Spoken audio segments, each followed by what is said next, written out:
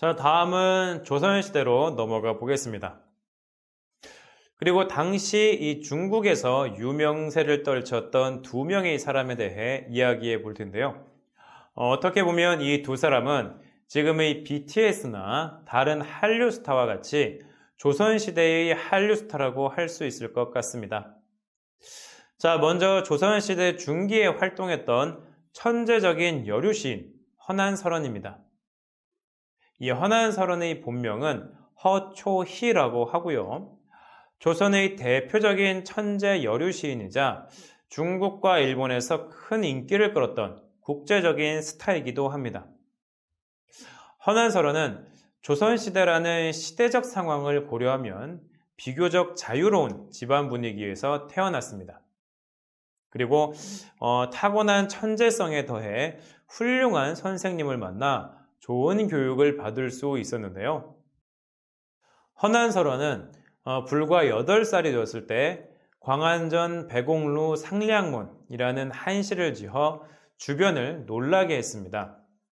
명나라에서 온 사신들도 이 시를 보고 믿지 않았다고 합니다. 8살이면 지금 나이로 초등학교에 입학할 나이밖에 안 되는데요. 정말 대단하죠?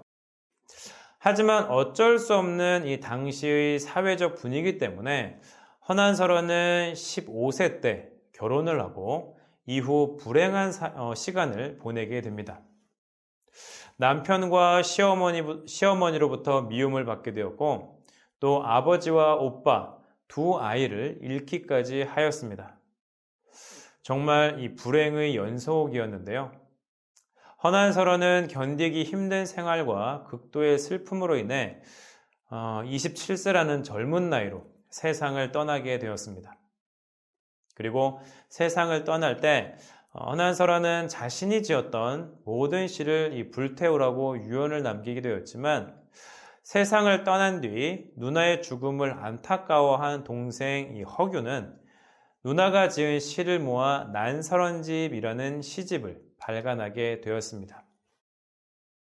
자, 허난설원이 중국에 알려지게 된 계기는 1606년 명나라의 사신이었던 대학자 주지번이라는 사람이 이 난설원집을 보게 되면서입니다. 당시 허난설원의 동생이었던 이 허규는 사신으로 조선에 온 주지번을 맞이하였는데요. 허규는 자신이 엮은 난설원집을 주지번에게 보여주었고 또 이 주지번은 난설원의 시를 보고 빼어나면서도 화사하지 않고 부드러우면서도 뼈대가 뚜렷하다며 크게 감탄하였습니다. 그리고 주지번은 난설원집을 명나라로 가져가 1606년 허난설원집이라는 이름의 시집으로 간행하게 되었고 많은 명나라 사람들로부터 선풍적인 인기를 끌게 되었습니다. 자, 무엇보다 당시 이 여성의 시는 중국에서도 매우 귀했었고 단아한 시는 중국 문인들이 호기심을 자극하기에 충분했기 때문이죠.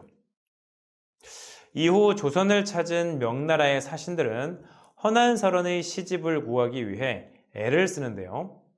예를 들어 1609년 조선을 찾은 유용과 서명 등의 이 명나라 사신들은 허균을 만나면 난설원집을 달라고 애원했다고 합니다. 또한 명나라의 시를 모아놓은 이 열조시집에는 난설원의 시는 하늘에서 떨어지는 꽃처럼 많은 사람들에게 회자됐다라고 표현하고 있습니다. 뿐만 아니라 허난설원이 이 세상을 떠난 뒤 수십 년이 지난 17세기 후반에는 청나라의 황제 이 강희제가 조선에서 난설원집을 가져오라 수차례 명하기도 하였는데요. 허난설원의 시가 일반 사람도 아닌 황제까지 매료시켰다는 것과 이 명나라를 거쳐 청나라 때까지 큰 사랑을 받았다는 것도 알 수 있습니다. 허난설원의 시가 이 중국에서 유명했다는 것은 다른 이유를 통해서도 확인할 수 있는데요. 허난설원의 시가 실린 이 중국의 문헌은 주지번이 간행한 이 허난설원집과 그리고 오명제가 간행한 조선시선 등 모두 10여 종에 이르지만 이 한국에는 동생 허균이 가능한 난설한집 정도만 전해지고 있을 뿐입니다. 이처럼 약 400년 전 이 중국 대륙에는 시를 통해 한류의 선구자가 된 이 허난설원이 있었습니다. 참고로 허난설원의 시는 일본에서도 큰 인기를 얻었는데, 이처럼 허난설원은 여성으로서는 유일하게 조선과 중국의 명나라와 청나라, 그리고 일본을 아우르는 국제적 베스트셀러 작가로 유명했고, 오늘날의 관점에서 본다면 유명한 한류 스타가 아니었을까 생각합니다. 자, 이해를 돕기 위해 이 허난설원에 대한 짧은 영상을 준비했는데요. 함께 보시도록 하겠습니다.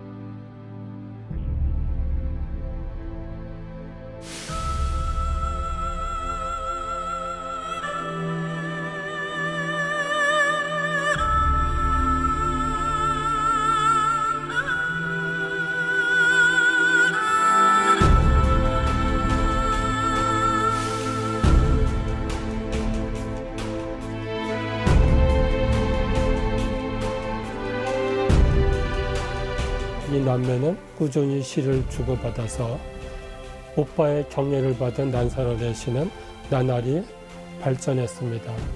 지금 난설원의 시집이 남아있게 된 것은 오로지 작은 오빠 허봉의 격려 덕분이었다고 할 수 있습니다.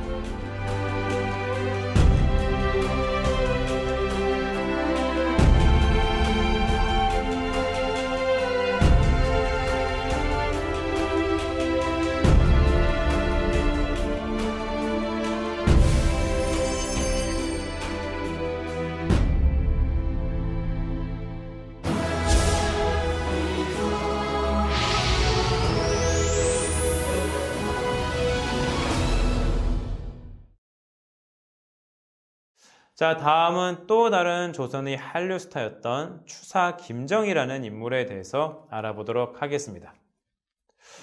김정희는 조선시대 후기 사람으로 글씨를 잘 쓰는 명필로 천하의 명성을 떨쳤을 뿐만 아니라 이 학문을 비롯해 시와 그림 등의 예술에서도 천부적인 재능을 보였던 인물입니다.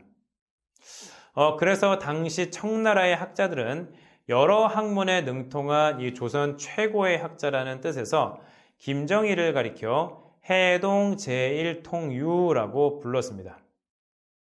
자, 그럼 김정희는 어떻게 한류 스타가 될 수 있었을까요? 자, 우선 김정희는 1809년 24살의 나이에 처음 연경, 그러니까 지금의 베이징에 다녀올 수 있었습니다. 조선에서는 1년에 한 번씩 정기적으로 청나라의 사행단이라고 하는 이 사신단을 보냈는데요. 김정희 또한 이 사신단에 포함되어 청나라에 다녀올 수 있었던 것입니다. 그리고 김정희는 청나라에 머무는 동안 청나라를 대표하는 이 학자였던 옹방강을 만나게 됩니다. 그리고 옹방강은 서예와 문학, 그리고 금석학 등의 조예가 깊었던 청나라의 유명한 학자였는데요. 김정희와 이 옹방강의 만남은 김정희의 스승이자 그리고 청나라를 수차례 방문했던 조선 후기 대표적인 실학자 박재가와 그리고 중국 문인들의 인연이 있었기 때문에 성사될 수 있었습니다. 이들 청나라 문인들의 소개로 김정희는 옹방강을 만날 수 있었습니다. 김정희가 연경을 방문했을 당시 이 80살에 가까웠던 옹방강은 낯선 손님을 잘 만나주진 않았지만 김정희와 필담을 나누고는 이 김정희의 학문과 그리고 예술적 소양에 대해 깊이 감동하게 됩니다. 그리고 연경에 머물렀던 이 2달의 짧은 기간 동안 김정희는 옹방강의 가르침을 받으며 스승과 제자가 되었죠. 비록 짧은 시간이었지만 깊게 교류한 김정희와 옹방강은 김정희가 조선에 돌아온 이후에도 서찰을 통해 지속적인 교류를 이어갔습니다. 자, 옹방강과 함께 완원이란 청나라의 대학자도 김정희에게 커다란 영향을 미쳤는데요. 완원은 자신보다 무려 22살이나 어린 김정희의 천재성과 그리고 높은 학문적 수준에 크게 놀라면서 기뻐했다고 합니다. 그리고 김정희와 완원 역시 스승과 제자의 인연을 맺게 됩니다. 자, 김정희와 완원 사이의 교류는 완원이 사망할 때까지 무려 40년 가까이 이어졌는데요. 그만큼 완원은 김정희의 삶과 철학 그리고 학문과 예술 세계에서 큰 영향을 미쳤다고 할 수 있습니다. 자, 약 200년 전 조선과 중국 사이에는 활발한 문화 교류가 이루어지고 있던 것입니다. 김정희가 당시 조선의 한류 스타였다는 것은 다른 면모를 통해서도 확인할 수 있습니다. 우선 옹방강을 비롯해 그의 제자들과 많은 청나라의 학자들은 김정희 글씨에 대해 입신의 경지에 이르렀다고 평가하며 서로 글씨를 갖겠다고 하였고, 자, 김정희가 연경에 머무는 동안 김정희 집 앞에는 김정희를 만나기 위해 찾아오는 청나라 사람들로 문전성시였다고 합니다. 또한 이 김정희가 제주 유배 시절에 제자였던 이상적에게 선물로 그려준 이 세한도를 통해서도 김정희의 인기를 확인할 수 있는데요. 애초에 세한도는 이 세로 70 그리고 가로가 70, 세로 23cm의 그렇게 크지 않은 그림이었습니다. 그런데 이 이상적이 이 세한도를 청나라 문인 17명의 글을 받게 되면서 세한도는 총 10m에 가까운 대형 그림이 되었습니다. 김정희에 대한 청나라 문인들의 마음을 알 수 있는 부분이죠. 현재 세한도는 국보 180호로 지정되어 있는 김정희의 대표작 중에 하나입니다.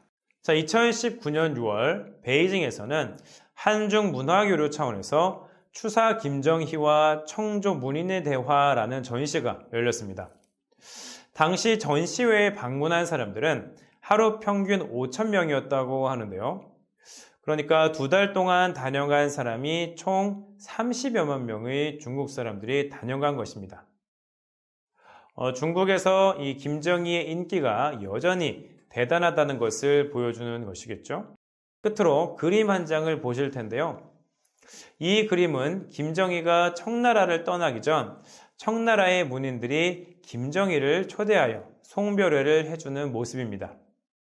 가운데에 앉아있는 사람이 바로 김정희인데요. 청나라 문인들에게 둘러싸여 있는 것을 볼 수 있습니다. 자, 청나라 문인들에게 이 김정희와의 만남은 그만큼 의미가 있었던 것이고, 김정희와 헤어지는 것은 또 그만큼 아쉬웠다는 것입니다. 그렇기 때문에 이렇게 당시의 여운을 그림으로 남긴 것 아닐까요? 김정희는 바로 한자의 종주국인 중국에서 한자를 가지고 청나라의 문화계를 흔들어 놓았던 조선의 한류 스타이자 그리고 한중 문화교류를 이끌었던 외교관이기도 하였습니다.